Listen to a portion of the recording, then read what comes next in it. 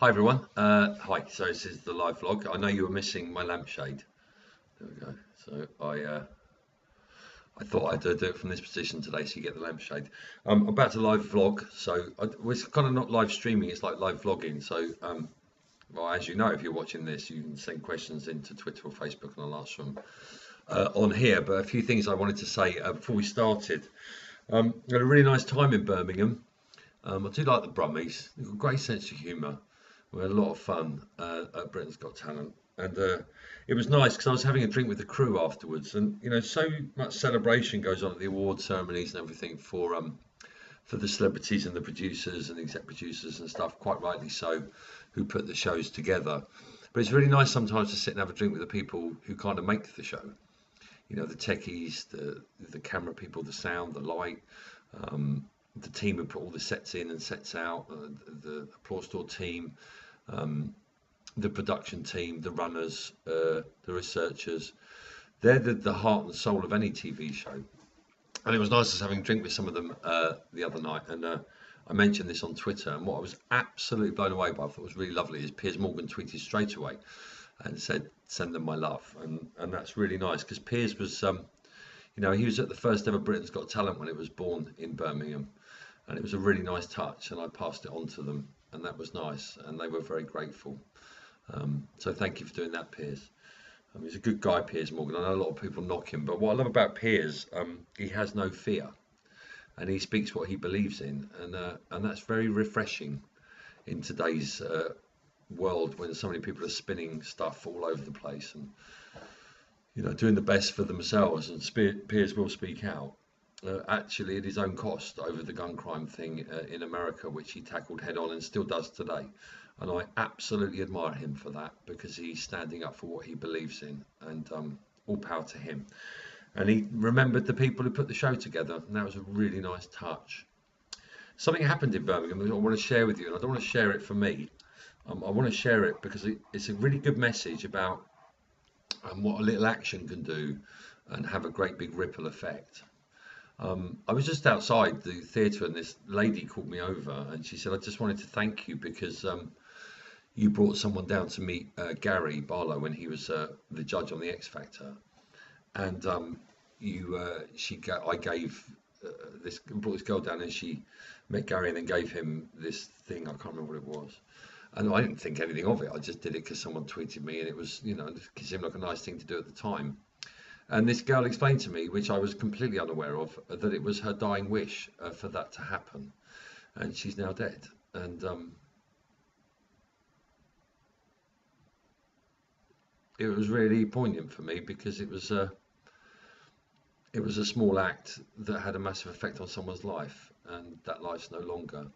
Which yet again underlines the fact, and what I truly believe in, is that we only have today.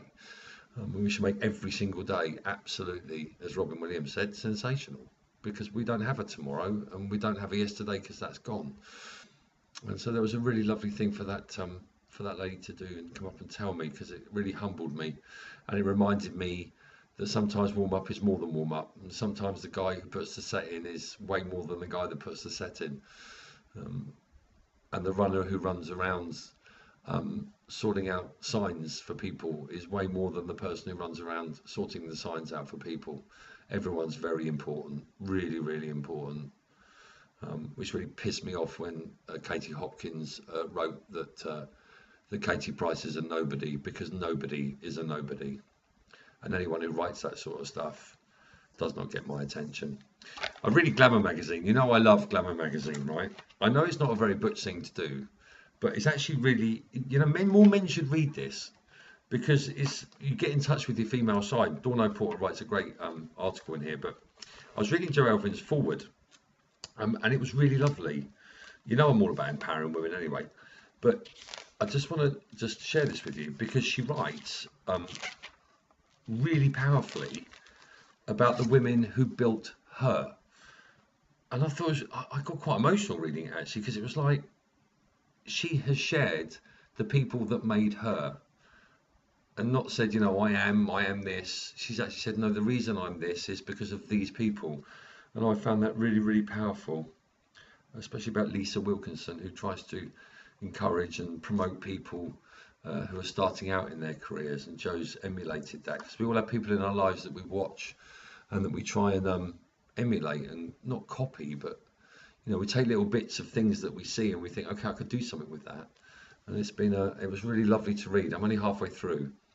I've not got to quite Dawn's some article now. So I just wanted to share that stuff with you before I started today. And I've been to the gym and done my run and stuff, which was good. And a lovely girl come down at Britain's Got Talent. She's called Phoebe, a young girl who was because our judges runner is called Phoebe, who's a lovely, lovely girl, works really hard, as do they all. But Phoebe came down and she was just wonderful. She was really, really wonderful, and you won't ever get to see that, but I just take my word for it. Okay, so now it's time for this live Q&A thing. Do you know what's funny is I would have never ever have done this a year or two, well no, probably 2 years ago, because I would have been so worried about what everyone thought. And honestly, now I don't give a toss what people think. And I love my Twitter people, people who follow me on Twitter. I truly do. Inspire me every day. They motivate me, or you motivate me every single day. You make me get up and I read it and I think, what can I do today? And it's just brilliant. So I'm going to go to this now. I'm going to tweet, first of all, go with your questions. Right, here we go. Go with your questions. Questions. Ask Rosie. Here we go. You're actually watching me tweeting. I do this a lot. I mean, if you were to watch me, if you just sat and watched me for 10 minutes, I'll be on here anyway. So you're now watching what I do all the time. Right, here we go. So let's have a look at some of these questions then. So let's flick through it. Right, here we go. Someone said, "Oh, I've got my Joe Malone candle lit up, which is really, really nice." It's it's more than a Joe Malone candle to me. That's who just tweeted that? Beverly Macker. Do not mention Joe Malone candles to our Eamon.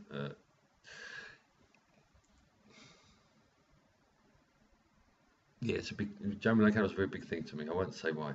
Okay, Emma Jones GB. Here's a nice intellectual one for you, just because. How big are your feet? They are a size 11 or 12. It depends if it's a shoe or a trainer. It kind of a bit weird, really. There. Your trainers are like a 12, but sometimes they're an 11. Here we go. From Claire Bear, Fishbite 1234. Ask Royce. Ask Welsh Girls on Tour. Need to see you hurry up with some dates for stand up. Yeah, that's going to happen. It's you know, I'm leaving my two biggest shows, Britain's Got Talent and X Factor, and heading off into the world of comedy. And then winding down on my warm-ups. I have said I'll do Piers Morgan's life stories in the same manner that I did X Factor and Britain's Got Talent. I'd like to finish off with Piers because I've been with him a long time. But I just need to get some comedy in first because I've still got to pay the bills, right? So there will be some dates. That much I promise you. As soon as I can just get some people to say it's okay, would you mind coming to do some stand-up?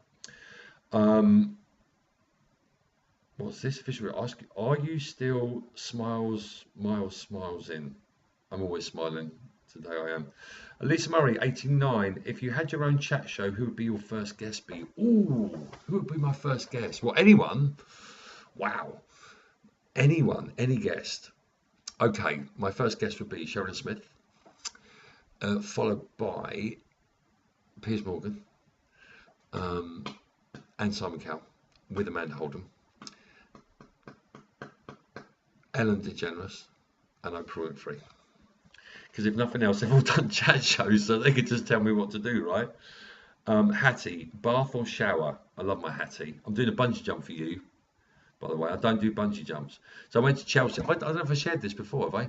I went to Chelsea many years ago to do a bungee jump. And there's all these Australian people around, because Australian people like bungee jumping.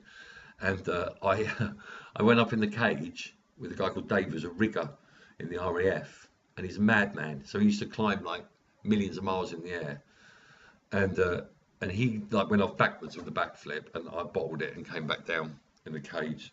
So I'm doing a bungee jump for Hattie. I have no idea if I'm going to do it or not, but I'm going to do my best. Her question is bath or shower. I don't have a bath, so shower. Lisa Murray, who would your ideal guest be if you? Oh, I've just done that. Sorry. Can you invite me to my 40th? Oh, no. Okay. Oh, if you could only eat one food for the rest of your life, what would it be? Creme brulee. Tea or coffee? Coffee. Official history. Do you often kiss random audience members? Yeah. You know what? It's quite funny that because some people are worried about my sexuality, about where I'm at with that. I don't care. Kiss is a kiss, right? Man or woman, I don't care. I know where my sexuality is, by the way. And anyone wondering, it's none of your business. Um, Indian or Chinese? Ooh, I can't decide. Depends what mood I'm in, really. I kind of live in my day, so I don't. I try not to. Indian or Chinese? Don't know. I've never been to Nobu. I might like to do that once. Vicky, Vicky Parker. If you could give one piece of advice to your younger self, what would it be? Stop worrying about what everyone else thinks. What's your biggest fear and how will you overcome it? From Louise Palmer. What's my biggest fear? I'm a dad, right? So my biggest fear is always around my daughter. But personally, with fear, I don't really have any fear. Well, financial, I worry financially about fear. That's one of my biggest fears. But I overcome it by just believing that everything's going to be okay. Just keep doing the right thing. That's honestly my biggest fear. Have you ever totally died on stage and what did you do? Oh my God. Have you got an hour? Yeah, when I was starting out, loads of times. I did Dorman's Athletic Club in Middlesbrough. And there was a great comic called Mike Jerome, who he used to come onto this song. He used to call himself the International Toy Boy, and he go da da da da da da da da da da 2, 3, 4. And he had a gig at Dorman's Athletic Club in Middlesbrough, which he couldn't do. So he asked if I wanted to do it, and I was only young starting out. So I had a little Ford White Escort, and I drove all the way to Middlesbrough, and it was a £140 cash pickup for a 40-minute spot and a 40-minute spot. Now the problem with this is I only had a 40-minute spot, so I had to find 40 minutes from somewhere. And I drove up in my White Escort, and I think I might have dropped some. Do you know what? I did take my family with me. I took Lisa and Paula with me, and Phil. I think maybe Benny. I can't remember. And we drove up to Middlesbrough, and you did your spot, and then you did your bingo, and they had bingo, and you did your spot. And I did my first spot. Nothing. Didn't even get a laugh. I mean, not when they started to turn their chairs around on me. And what was really, really funny, actually, what was highly amusing, was he came into the dressing room and said, "We're going to give you 50 quid. We're going to pay you off. Don't bother coming back." I was like, "Fine." So I was so humiliated. I said to my cousins, "Come on, we should go." They went, "Well, we can't. We've bought bingo tickets." So I had to sit there in a room full of people who hated me and watch my cousins play bingo. It was horrific. In Hull, I did a thing in Hull, and I had to climb out. And Jason Gale will laugh at this. It was a Hull, and it was the roughest place. There was kids walking around with no shoes on, playing football in the street, and I decided to take on some hecklers, which went okay. And then I went for the toilet afterwards, the gig, and I remember them talking amongst each other as I was in the cubicle about how they were going to kill the comic. So I went into the dressing room. We had to climb out the window and run for miles. I've died many, many a times. Oh, so many. But it's how you learn in comedy and in show business. You've got to have some really bad times to enjoy the good times. Here we go. What am I up to tomorrow? Tomorrow I am going to a homeless shelter tomorrow, actually, which I'm looking forward to. I've been invited to go down to one and have a look around. So I'm going there tomorrow. That's my day tomorrow. And then back to Pitmaroxia. Where is my favourite holiday destination? Ooh, Barbados. I've just got this thing about it. Firstly, it's the friendliest place on earth. I remember we got picked up when we went last time, and we were in the taxi, and everyone just waves at you. And I was stood outside the hotel, and people were driving by and honking and waving. So I was like waving back. It's just a cool island. I like it. And America, anywhere in America. Have you ever been here to Finland? No, I've never been to Finland. I've never been to Finland. You see, someone sent me a picture saying, I don't know if you can see this. Let me open this. It says, How fit does Ollie Official look as Katy Perry? I don't know if you can see that. Oh, you can't see it. That's a shame because that's a very funny picture.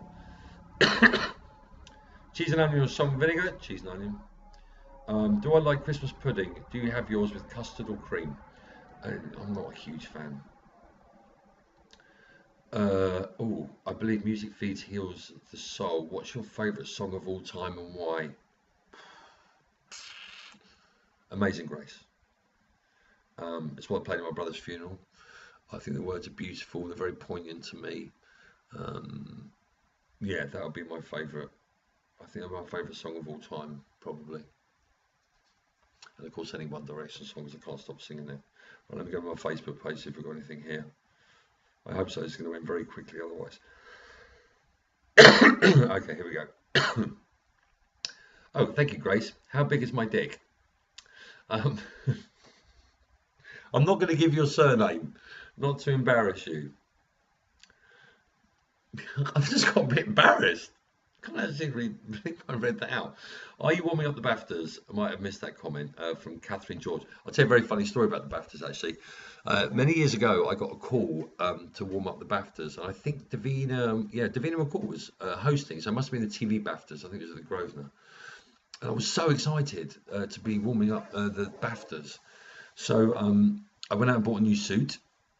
After all, I was about to warm up, the most powerful people in television and at the Grosvenor, and it was very exciting.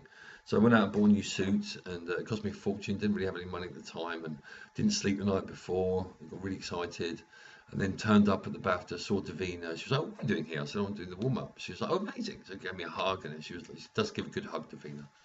And then I met the producer, and she said, "Okay, you ready for the warm up?" And I was like, "Oh, people are coming in for another hour and a half." Or was it Graham Norton? Maybe it was Graham Norton hosting. I can't remember. And then she said, you need to go outside now. And I said, well, why am I going outside? She said, oh, you're not warming up in here. You're warming up the crowd on the red carpet. And it was pissing down. So I stood with this little umbrella on the red carpet, and every time a big star arrived, I had to get the crowd to cheer. I was devastated. I was absolutely devastated. I got soaking wet. I got to watch all the stars arrive and have their pictures taken and stuff. So that was kind of nice. That was my BAFTA moment right there. The warm up on the red carpet. Okay, let's get back to Twitter. I won't go on forever because I know this is quite. I really think this is self-indulgent. I just quite enjoy doing it. Where was your first gig? Would you do anything different if you could go back and do it again? My first gig was at Stairway to the Stars in Devon, Torquay. I was a blue coat, and there was a talent show, and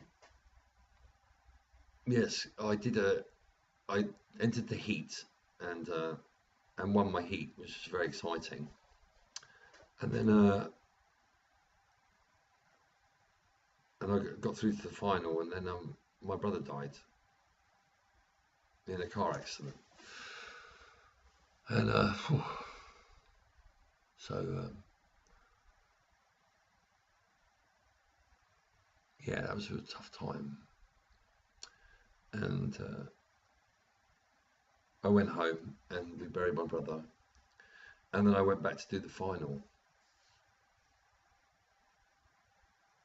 which I didn't do very well in actually, which is not surprising really. It was a bit of an all over the place time, to be honest with you, but I wanted to go and do the final. And bizarrely enough, Nina Mishkov was the judge with Bobby Davro, and it hadn't gone well. I was going through a pretty bad time, if I'm honest. It's funny, isn't it? Comics can walk out when they're at their hardest time. I remember walking out there just thinking that my whole life had ended anyway, and Nina Mishkov had a pop at me about my comedy, which she had every right to do. She didn't know what was going on in my life, and I'll never forget because Bobby Davro really stuck up for me big time. They had this row with the judges. Yeah, Stairway to the Stars in Torquay. So that was my first ever professional gig.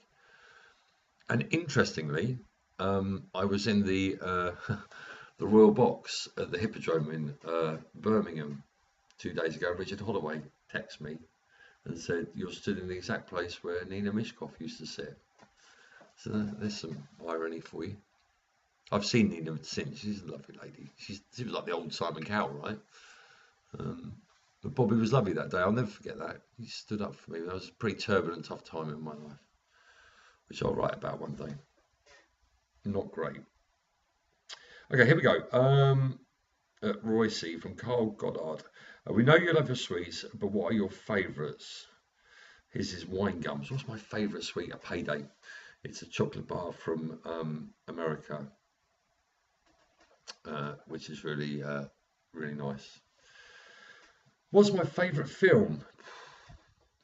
I've got too many to answer. There's so many.